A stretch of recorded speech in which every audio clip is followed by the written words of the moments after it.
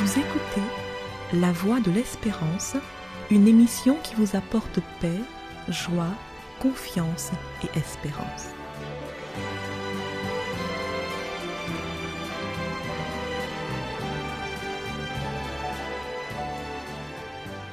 Bonjour la Guyane et bonjour à tous depuis la Guyane. Il y a des secteurs pour lesquels on souhaite la crise, mais elle ne vient pas. Nul besoin d'être un grand économiste pour reconnaître que la crise est là. Nos besoins primaires sont de plus en plus difficiles à satisfaire. Il devient de plus en plus difficile de se nourrir et de se déplacer. Les prix ne cessent de flamber. Le consommateur grimace au marché, à la station-service comme au supermarché.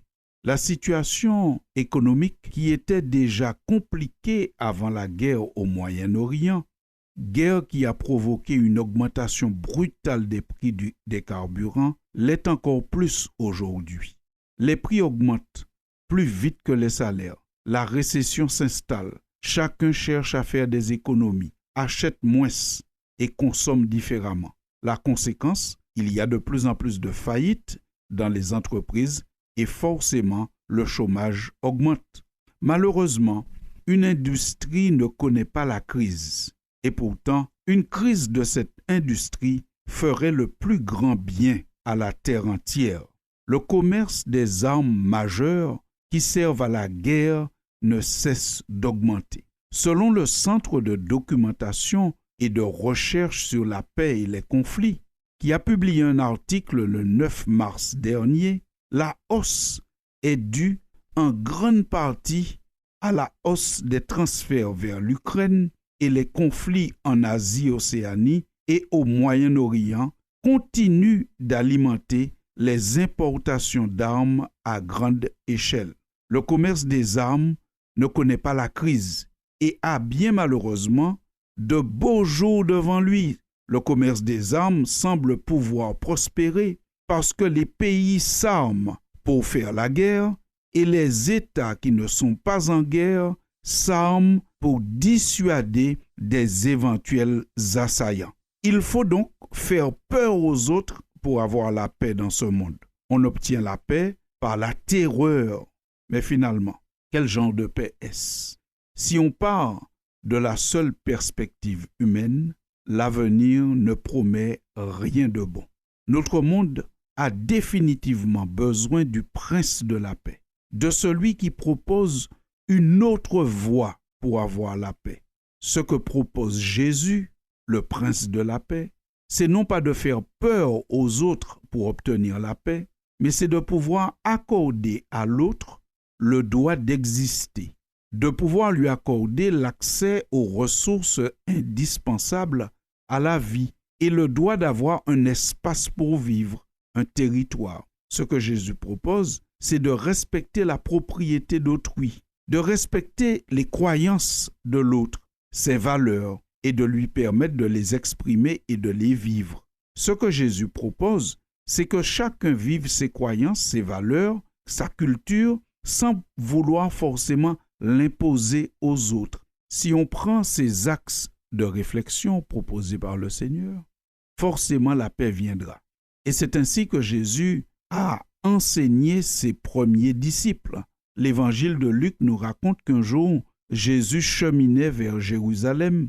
Il était accompagné de ses apôtres et en chemin, dans un village, on ne l'a pas reçu. Deux de ses disciples, Jacques et Jean, voyant cela, dirent « Seigneur, veux-tu que nous commandions que le feu descende du ciel et les consume ?» Jésus se retourna vers eux et les réprimanda, disant « Mais vous ne savez de quel esprit vous êtes animés, car le Fils de l'homme, Jésus, est venu non pour perdre les âmes des hommes, mais pour les sauver. » Et ils allèrent dans un autre bourg. Fin de citation. Si vous voulez approfondir la lecture de cette histoire, vous irez dans l'évangile de Luc au chapitre 9. Ici, nous comprenons que le Christ n'est pas pour la guerre. Il n'est pas pour qu'on puisse s'approprier le territoire des autres parce qu'ils ne sont pas d'accord avec nous ou parce qu'ils possèdent un bien qu'on convoite. Le Christ est le prince de la paix. Et donc, ce n'est que quand Christ dominera les esprits que la paix viendra. Prions donc pour la crise et même la faillite de l'industrie des armes de toutes sortes.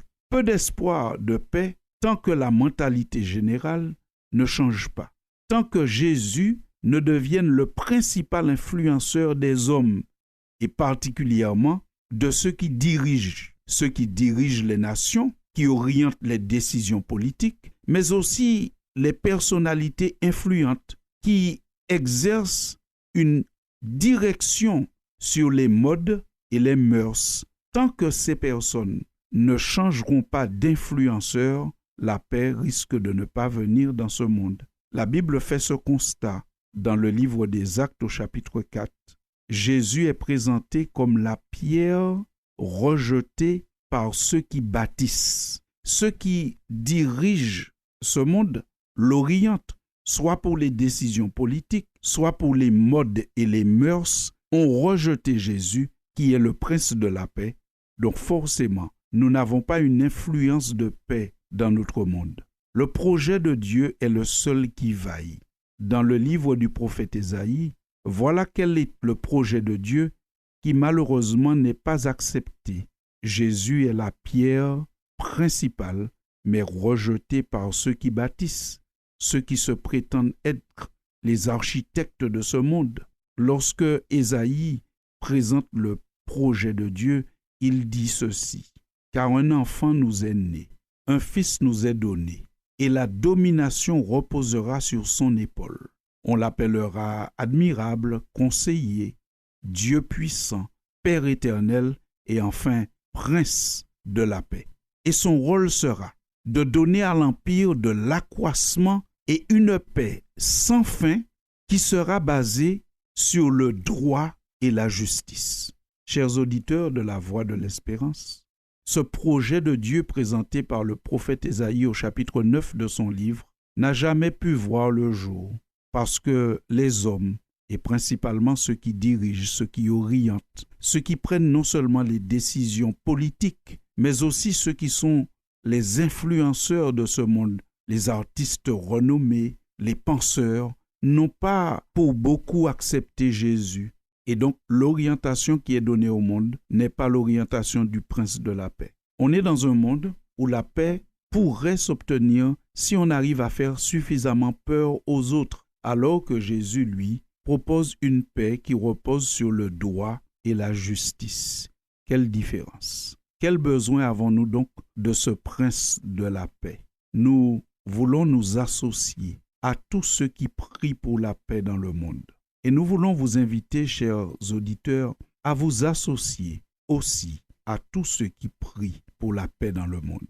Mais reconnaissons-le, la paix dans le monde passe forcément par l'intégration dans ce monde, dans ses politiques, dans ses modes, dans ses mœurs, l'intégration de Jésus et de son message de paix, son message d'amour, son message de respect réciproque. Prions donc pour que Christ trouve sa place dans nos cœurs et aussi dans les cœurs de ceux qui dirigent le monde. Orientation politique, mais de ceux aussi qui orientent les modes et les mœurs, afin que notre monde trouve le chemin de la paix.